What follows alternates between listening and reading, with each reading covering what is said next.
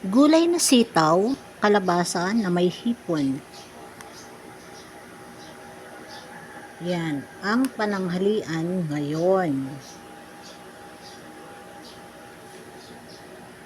Tapos ito, may isda ko dito, pampano. Yan, pampano.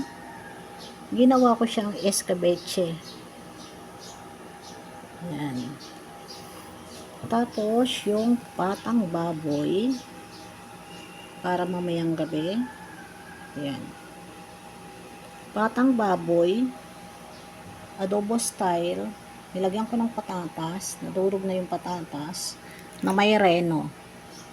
Masarap yan. Baka ngayon lang kayo nakakarinig ng adobong baboy na may reno. Adobong pata. Yan ang aking mino ngayon.